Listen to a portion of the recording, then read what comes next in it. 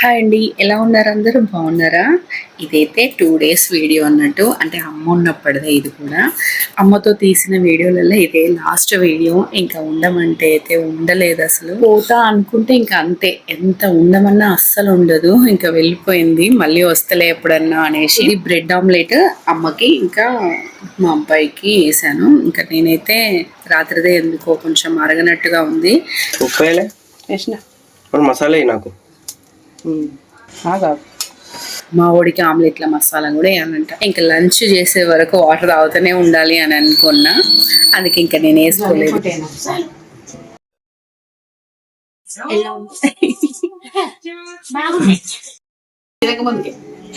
కాలుతాను ఇట్లా తింటే మెల్లగా కాలుతాను, అట్లనే తినాలి.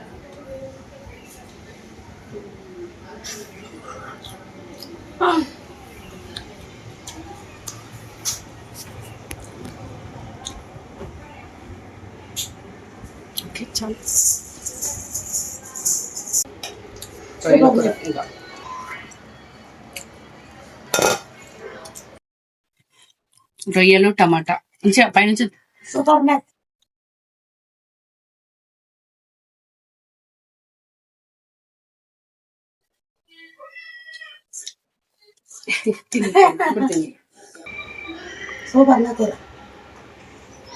రొయ్యలు టమాటా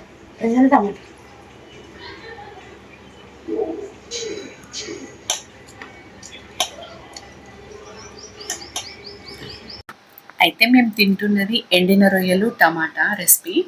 ఇది ఆల్రెడీ ఛానల్లో పెట్టాననే ఇప్పుడు రెసిపీ అయితే షేర్ చేయలేదు. ఒకవేళ చూడాలనుకుంటే ఛానల్లో చూడండి. ఇవి పెసర దోశలు అండి. అసలు ఎంత బాగా వస్తాయి అంటే, అసలు కొత్తగా పెళ్ళైన వాళ్ళు కానీ, చిన్న పిల్లలు కానీ, లేకపోతే బ్యాచిలర్స్ కానీ ఎవరైనా వేసుకోవచ్చు.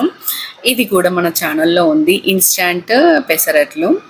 అది ఈజీగా వేయచ్చు, ఈజీగా వస్తాయి కూడా ఎవరికైనా కూడా. సడన్గా పప్పు ఇట్లా నానబెట్టి లేకుంటే ఇంట్లో వాళ్ళు ఇట్లా టిఫిన్స్ ఇట్లా అడుగుతారు కదా అప్పుడప్పుడు. అట్లాంటప్పుడు ఇవి అయితే అప్పటికప్పుడు ఈజీగా 5 నిమిషాలల్లో పెసరట్లు వేసుకోవచ్చండి. దీంట్లోకి పల్లి చట్నీయో, కొబ్బరి చట్నీయో, టమాటా చట్నీయో, లేకపోతే ఇంట్లో ఏదైనా పచ్చళ్ళు ఉన్నా కూడా పెట్టుకొని తినచ్చు. చాలా బాగుంటాయి. నార్మల్గా బియ్యము మినపప్పు దోశల కంటే కూడా ఈ పెసర దోశలు హెల్దీ కదా, అందుకే నేను ఎక్కువ శాతం ఈ పెసరట్లే వేస్తాను. అంటే పెసరట్లు కూడా అంటారు కదా, పెసర దోశలైనా పెసరట్ల ఏదో ఒకటి. ఇవే పెసరట్లని నైట్ నానబెట్టుకొని పెసర్లు పొద్దున కూడా చేసుకోవచ్చు. కానీ నాకెందుకో ఇవైతే ఇన్స్టాంట్ అయితేనే బాగుంటాయి, మంచి క్రంచీగా వస్తాయి. అంటే బయట హోటల్స్ టైప్ వస్తాయి అన్నట్టు. సేమ్ టు ఎవరైనా మీరు వేసి చూడండి, ఇంట్లో వాళ్ళు ఖచ్చితంగా మెచ్చుకుంటారు. ఇంకా మనిషికో 2 దోశలు తిన్నారు. ఇదైతే టీ మా ఆయనకి, ఇంట్లో ఎవరు తాగరు, ఓన్లీ మా ఆయన ఒక్కడే టీ. ఇంట్లో ఉన్నాడంటే అంతే, ఇంకా ఒక 3 సార్లు అయినా తాగుతాడు టీ. ఇంకా ఇదైతే పచ్చి రొయ్యలు, ఒకరికైతే పంపించాలి ఫుడ్, అందుకే ఎవరు అనేది ఇక చెప్పడం బాగుండదు కదా అనేసి నేను చెప్తలేను. ఇది ఫస్ట్ అయితే టమాటా, ఆనియన్స్, ఇంకా కొన్ని హోల్ మసాలాలు పచ్చివి, ఇంకా కాజు, ఇంకా వాటర్ మిలన్ సీడ్స్ అన్నీ వేసుకొని కొంచెం ఆయిల్లో ఉడికించుకోవాలి. అవన్నీ కొంచెం ఉడికిపోయిన తర్వాత చల్లారినాక మిక్సీ జార్లో ఇవన్నీ వేసి కొంచెం వాటర్ వేసుకొని ఇట్లా పట్టుకోవాలి స్మూత్గా పేస్ట్ లాగా. ఈ పచ్చి రొయ్యలు ఆయిల్లో వేయగానే ఎట్లా చిల్లుతున్నాయి అంటే మొత్తం స్టవ్ అంతా మళ్ళీ కడుక్కోవాల్సిందే. అయితే నేను ఇప్పుడైతే పచ్చి రొయ్యలు పెద్దవి ఉంటాయి కదా, పచ్చి రొయ్యలతోని మసాలా కర్రీ చేస్తున్నానండి. ఎంత బాగుంటుందంటే దీంట్లోకి బగారా రైస్ కాంబినేషన్ చేస్తున్నాను, బాస్మతి రైస్తోని. పులుసులలోకి ఇట్లా కొంతమంది ఇట్లా వేయించకుండానే డైరెక్ట్ పులుసులో వేసి వండుతారు, కానీ ఎందుకో కొంచెం నీసు వాసన అనిపిస్తుంది. నేనైతే ఎట్లా వండినా కూడా ఫస్ట్ అయితే ఇట్లా ఆయిల్లో ఫ్రై చేస్తా, కొంచెం గోల్డెన్ కలర్ వచ్చేంత వరకు. ఇక్కడ నేను ఈ ప్రాన్స్ వేయించుతా అంటే మావాడు వచ్చి ఆనియన్స్ తిని పోయన్న మమ్మీ అని కోస్తున్నాడు. కొంచెం వీడియో అటు తిప్పేసరికి ఏంది నన్ను తీస్తానవా అని అన్నాడు. అదిగో చూడండి, ఇల్లు ఆపోజిట్లో తీస్తున్నావని వీడియో వాడు కట్ చేసేది.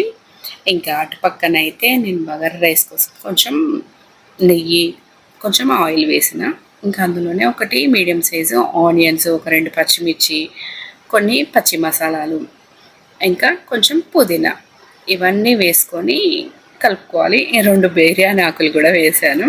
ఈ ప్రాన్స్ ఒకవైపు వేగుతూ ఉన్నాయండి. మాటి మాటికి కలుపుతూనే ఉండాలి. ఎందుకంటే సైడ్స్కి అంతా అంటుకుంటా ఉంటుంది లైట్ అంటే లేయర్ లాగా. అసలే నేను ఫుడ్ పంపించాలి అని ఆగమాగం చేస్తున్నా. ఆల్రెడీ వీళ్ళకి టీ పెట్టించి ఇంకా దోశలేసి ఇచ్చాను. ఇంకా స్టవ్ ఖాళీగా ఉందా, మళ్ళీ ఒకసారి టీ పెడతావా అని వచ్చిండు మా ఆయన. అంటే 12 అవుతుంది, ఆల్రెడీ పొద్దున్న తాగిండు, 9 గంటలకో ఏమో. ఇప్పుడు మళ్ళీ వచ్చి టీ కావాలి అని అడుగుతాడు. ఇంట్లో ఉంటే అంతే, ఇంకా మాటి మాటికి టీ టీ అని అంటూ ఉంటాడు. బగారా రైస్లోకి అయితే ఆనియన్స్, పుదీనా అన్నీ వేసుకున్నాం కదా, అవన్నీ వేగిపోయిన తర్వాత ఒక స్పూనడు అల్లం వెల్లుల్లిపాయ పేస్ట్ కూడా వేసి అది పచ్చివాసన పోయేంత వరకు వేయించుకున్న తర్వాత ఇంకా వాటర్ పోసుకొని కొంచెం ఉప్పు వేసుకొని అంతే అండి, మూత పెట్టాను. ఇదైతే ప్రాన్స్ వేగిపోయినాయి, మంచిగా గోల్డెన్ కలర్ అయినాయి కదా.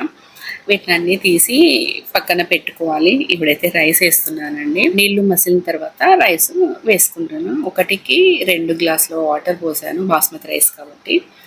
ఇంకా ఈ మసాలా కర్రీలోకి, ప్రాన్స్ మసాలా కర్రీలోకి అయితే ఆల్రెడీ మనం వేయించి పెట్టుకున్న ఆయిలే ఉంది కదా, ప్రాన్స్ వేయించి పెట్టుకున్న ఆయిలే మళ్ళీ ఇందులో వేస్తున్నాను. మళ్ళీ ఇంకా అవి వెజిటేబుల్స్లోకి ఇట్లా వాడడం మంచిగా అనిపించదు, కొంచెం నీసు వాసన వస్తుంది కదా, అందుకని ఇక అదే ఆయిల్ పోస్తున్నా. అయితే ఈ ఆయిల్ హీట్ ఎక్కిన తర్వాత ఇంకా పచ్చిమిర్చి, పుదీనా ఏవి అవసరం లేదు. దీంట్లోనే ఒక 1.5 టేబుల్ స్పూన్స్ అంతా అల్లం వెల్లుల్లిపాయ పేస్ట్, అది వేగిపోయిన తర్వాత కొంచెం పసుపు, ఇంకా ఈ కర్రీలోకి సరిపడా కారం కూడా వేసుకొని వేయించుకోవాలి. వేసుకుంటే బగారాకు కూడా వేసుకోవచ్చు. నేను ఎట్లాగో బగారా రైసే చేస్తున్నాను కాబట్టి ఇందులో ఇంకా బగారాకు ఆ ఫ్లేవర్ ఇంకా అవసరం లేదు అని నేను వేయలేదు. ఇంకా ఈ కారం కొంచెం వేగిపోయిన తర్వాత మనం ఫస్టే రుబ్బి పెట్టుకున్నాం కదా టమాటా ఆనియన్స్ పేస్ట్, ఆ పేస్ట్ కూడా ఇందులో వేసి కలుపుకోవాలి. అది ఒకసారి కలుపుకున్న తర్వాత దాంట్లో కొంచెం వాటర్, మనకు ఎంత కన్సిస్టెన్సీ, కొంచెం ఎంత లూజ్ కావాలో అంత వాటర్ వేసుకొని ఇంకా రుచికి సరిపడా సాల్ట్ కూడా వేసి కలుపుకొని మూత పెట్టుకోవాలి. అంటే ఇది కొంచెం వాటర్ కొంచెం ఎక్కువనే పోసుకోవాలి. ఎక్కువ అంటే మరీ ఎక్కువ కాదు, కొంచెం లూజ్గా, అంటే మనకు లూజ్ పప్పులాగా. ఎందుకంటే మళ్ళీ దగ్గర పడుతుంది. మనం ఫస్ట్ వాటర్ పోసినప్పుడు లూజ్ ఉన్నంత ఉండదు, చల్లారిన తర్వాత గట్టిగా అవుతుంది అన్నట్టు. అందుకే కొంచెం లూజ్గా చూసుకొని పోసుకోవాలి వాటర్. ఈ ప్రాన్స్ మసాలా కర్రీ కానీ లేకపోతే ఇంకా పన్నీర్ బటర్ మసాలా ఇట్లా పేస్ట్ రుబ్బి మనం వేసే కర్రీలు అయితే మూత తీస్తే చాలు చుట్టూరుగా టపటపా చిల్లుతూ ఉంటాయి. ఇప్పుడైతే మధ్య మధ్యలో కలుపుకున్న తర్వాత గ్రేవీ అయితే కొంచెం ఉడికిపోయింది. అందులో ఇంకా ఫస్ట్ మనం వేయించి పెట్టుకున్న ప్రాన్స్ని ఇందులో వేసి కలుపుకోవాలి. ఒక 10 మినిట్స్ చాలు. ఇంకా నూనె అంతా పైనకి తేలేంత వరకు మనం ఉడికించుకోవాలి. నేనైతే ఇప్పుడే కొద్దిగా గరం మసాలా, కొంచెం ధనియాల పౌడర్ కూడా వేసి కలుపుతున్నాను. ఇంకా అంటే ఆల్మోస్ట్ కర్రీ అయిపోయినట్టే కదా, కొంచెం పీసెస్కి కూడా మసాలా పడితే బాగుంటుంది. అందుకని మధ్యలోనే వేస్తాను నేను పచ్చి మసాలా అయితే, అంటే పౌడర్. ఈ చుట్టుపక్కల ఎట్లా చిల్లిందంటే ఇప్పుడే తుడవాలి పచ్చి మీద, లేకపోతే తర్వాత గీకాల్సి వస్తుంది. ఇంకా ఇదైతే మాటి మాటికి కలుపుతూ ఉండాలి, గ్రేవీ అడుగంటుతూ ఉంటుందండి. ఈ లోపే కలిపే అంతలోనే టపటపా చిల్లుతూనే ఉంది. ఇంకా బగారా రైస్ అయితే కంప్లీట్ అయింది. ఇంకా కర్రీ కాగానే టకటక వేడి వేడిది అయితే నేను ఇదిగో చూడండి ఎట్లా ఆయిల్ తేలిందో. ఇంకా కర్రీ అయితే అయిపోయినట్టే. కొత్తిమీర అట్లాంటివి అయితే ఏం అవసరం లేదు, ఇలాంటి గ్రేవీలోకి కొత్తిమీర అయితే అవసరం లేదు, నేనైతే వేయను. ఒకవేళ వేసుకోవాలనుకుంటే వేసుకోవచ్చు. చూడండి ఆయిల్ అంతా పైకి తెలియదు కదా, అంటే కర్రీ అయితే కంప్లీట్ అయినట్టే. ఎంత మంచి వాసన వస్తుందంటే ఈ ప్రాన్స్ మసాలా కర్రీ చపాతీలోకి కూడా ఎంత బాగుంటుందో, ఇంకా బగారా రైస్లోకి అయితే బాగుంటుంది. నేను ఎప్పుడైనా ఈ ప్రాన్స్ మసాలా కర్రీ చేస్తే మాత్రం బగారా రైసే చేస్తాను, బాగుంటుంది కాంబినేషన్. మీరు కూడా అయితే ఎప్పుడైనా ట్రై చేయండి. అంటే లేకపోతే మీరు ఇదే టైప్ చేస్తే కామెంట్ చేయండి. నేనే ఫస్ట్ టైం వండుతున్నాను అయితే చెప్తలేను, కొంచెం మెథడ్స్ కొందరు కొన్ని రకాలుగా వండుతారు కదా. ఈ పచ్చి రొయ్యలు టమాటా మా అన్నయ్య అయితే సూపర్ వండుతాడు. ఫస్ట్ టైం మా అన్నయ్య వండుతూనే తిన్నాను, ఎంత బాగుంటుందో అసలు. అట్లా నేను ఇదివరకు అయితే ఎక్కువ శాతం అట్లనే వండేది. ఇంకా మా ఆయన మొత్తం టమాటా కర్రీ లాగా వద్దు, ఈసారి గ్రేవీ లాగా పెట్టు అంటే ఒకసారి ఇట్లా పెట్టిన, అప్పటి నుంచి ఇదే నచ్చుతుంది వీళ్ళకి, మా వాళ్ళకి. ఇంకా నేనైతే ఫస్ట్ వేసుకొని చూస్తున్నాం టేస్ట్ ఎంత బాగుందంటే, అంటే ఉప్పు కారాలు ఏమన్నా సరిపోయినాయా అని చూసిన, అన్ని పర్ఫెక్ట్గా సరిపోయినాయి. ఈ ప్రాన్స్ కర్రీ వండడం ఈజీయే, కానీ వాటిపైన నల్లటి నరం లాంటిది ఉంటుంది కదా, అది అస్సలు అవి తీయాలంటేనే పిచ్చిలేస్తుంది. ఫుల్ సేపు పడుతుంది, గంట సేపు పడుతుంది అవన్నీ తీయాలంటే. అవి అట్లనే ఉంచితే ఇసుక ఉంటుంది. అందుకే ఖచ్చితంగా అవైతే తీసే వండుకోవాలి. నేనైతే తీస్తాను కంపల్సరీ. ఓకే అండి, ఫస్ట్ టైం మన ఛానల్ని చూస్తుంటే కనుక తప్పకుండా సబ్స్క్రైబ్ చేసుకోండి. వీడియో నచ్చితే లైక్ చేయడం మర్చిపోకండి. మళ్ళీ నా నెక్స్ట్ వీడియోలో కలుద్దాం. బాయ్.